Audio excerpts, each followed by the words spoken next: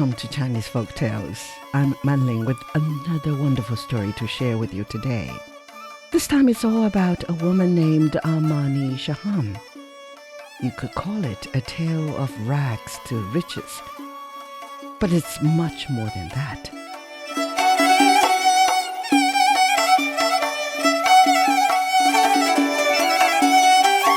Amani Shaham is best known for gathering together and protecting the 12 mukam. Often called the mother of Uyghur music, mukam is a stunning blend of songs, dances, and both folk and classical music. It's a living art form that's deeply rooted in the culture of the Uyghur people in Xinjiang.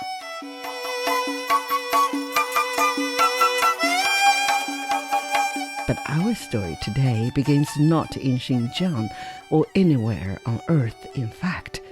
It begins in space.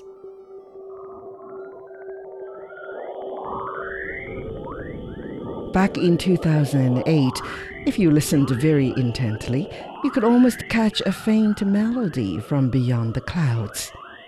That would be music from Chang'e 1, China's first lunar probe, sending back not just the data, but music. Among the 30 melodies it beamed back to Earth was the 12 mukam. It is now a part of the UNESCO's intangible cultural heritage of humanity. So how did Amani Shaham become such a respected figure, someone people still remember and love today?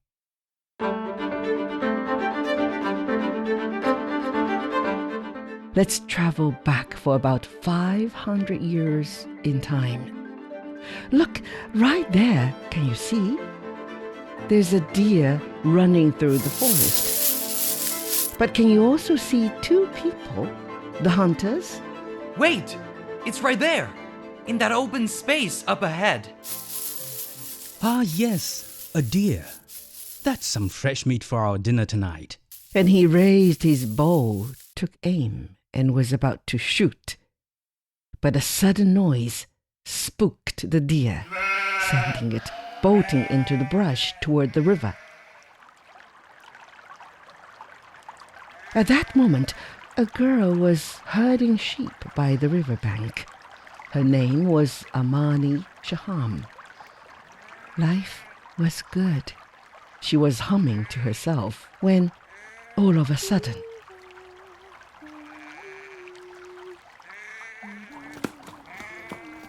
Oh, hello there, cute little deer. Where did you come from?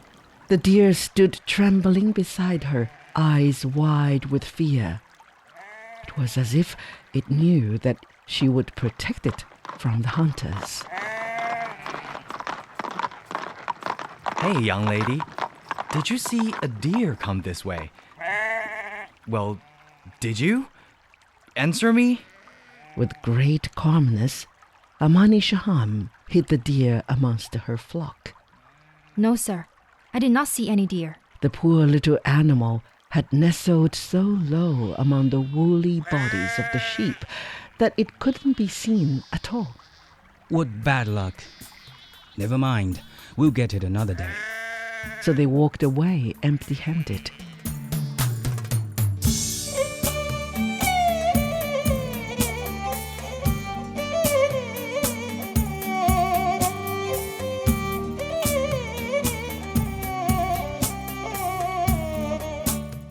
Later, the hunters set up a camp on the nearby hill and sat there watching the setting sun painting the river below with splashy colors. Sir, did you hear music? No, you must be drinking too much. Maybe you're right. The wind sounds like it's singing. They were right.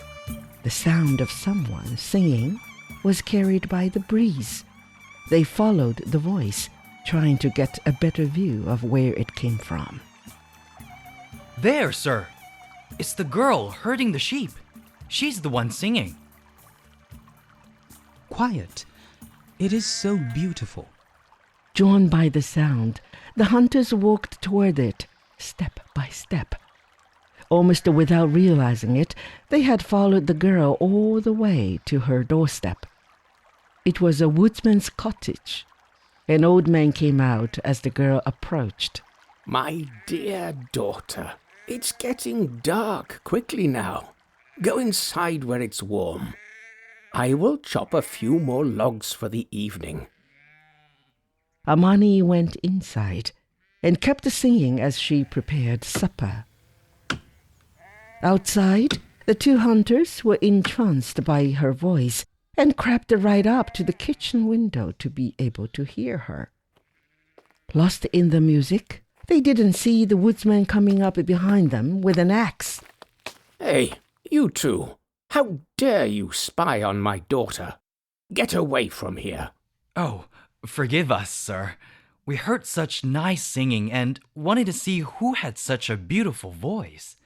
The old man's face softened upon hearing these words. He could see they meant no harm, and his kindness won over. That's my daughter singing. Why don't you two come in? It's too late for you to find your camp tonight. Amani Shahan could sing all night and all day. I don't think she would mind some audience. That evening, the hunters were honored guests in the cottage. They were treated to a simple supper, warm tea, and sweet fruit. You have a lovely daughter with an amazing voice. Amani Shahan realized that the two men were the hunters he had met earlier in the day, the ones who were after the deer. She was reluctant to sing so many songs for them. It's late now. That's enough singing for this evening. Did you write these songs? The hunter was amazed. You wrote these songs? That's unbelievable. A young girl like you who is from such a poor background. A rural girl writes songs. We had never heard of such a thing.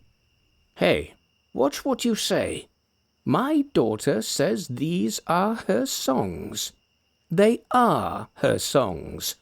Are you saying that just because we are living in the wilderness, we don't know music? I meant no offense. It's just hard to believe, that's all. Yes, why don't you prove it? Write a song right here, right now. You've no right to make such a demand. Just as Amani Shahan's father was about to throw the two men out of the cottage, she started singing another song.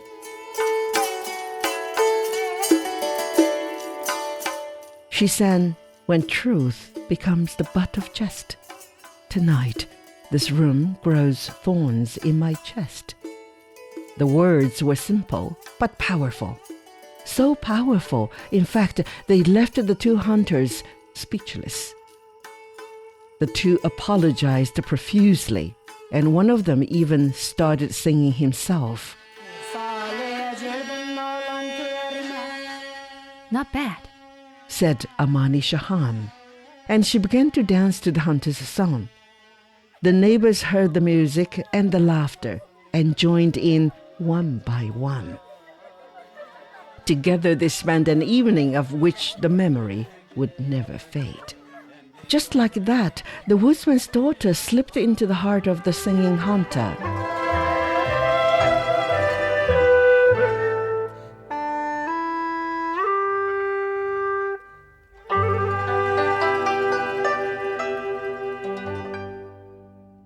But fate had it that this wasn't any random guy.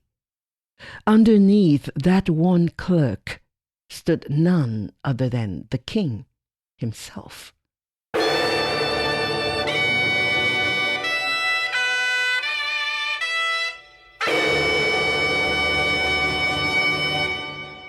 The ruler of the land, a patron of poets, and now he fell head over heels in love for this village girl. Her laughter won't get out of my heart. The way she called out my pretentious royal nonsense. All right, that's it. We're going back. Your Majesty, you can't just... 10 sheep, good tea, and roll out the red silk from the traders. Oh, and go wake up 40 of our nobles. We start riding at dawn.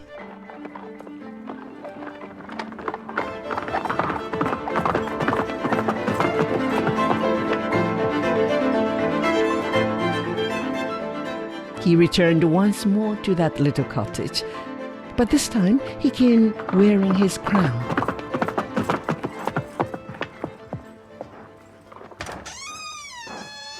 Your Grace! Relax.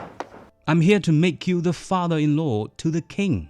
And that's how the girl who sang to her sheep by the creek ended up rewriting the kingdom's history books. Upon marrying into the royal court, Amani Shahan never forgot her love for the arts. The king gave her every care and support, allowing her to devote fully to studying and working on the mukam that she loved. With help from musicians, poets, and many others, she gathered and organized the scattered mukam traditions in all their diverse forms. For the first time, a standardized mukam suite was created, originally 16 sets and later refined to 12. This became the origin of what we now know as the famous 12 mukam.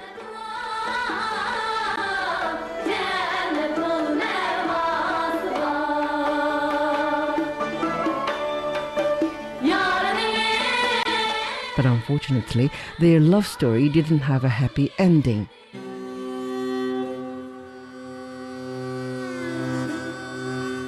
Not long after, Amani Shaham died in childbirth, and the newborn did not survive neither.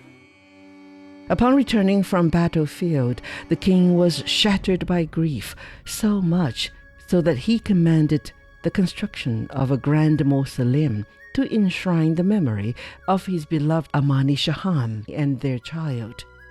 Now, centuries later, through which dynasties had come and gone, Amani Shaham's legacy endures. She has become a cultural icon in Xinjiang, remembered not only for her love story, but as the brilliant compiler and guardian of the magnificent 12 mukam musical tradition.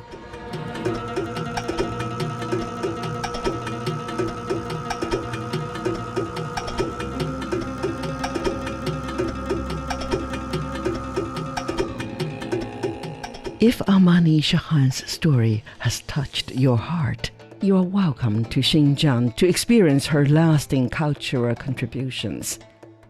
There are live performances of the 12 mukam that she loved so much and dedicated herself to preserving.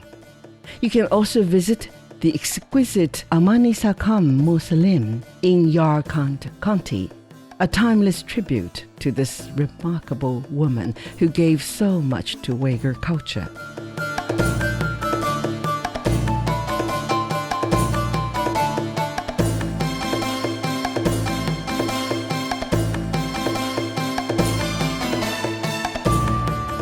And that brings us to the end of this episode of Chinese Folk Tales. Thanks for listening. If you have enjoyed this story, do give this podcast a 5-star rating, leave a comment, and share it with your friends. To hear more stories like this, please subscribe to Chinese Folk Tales wherever you get your favorite podcasts. Bye for now.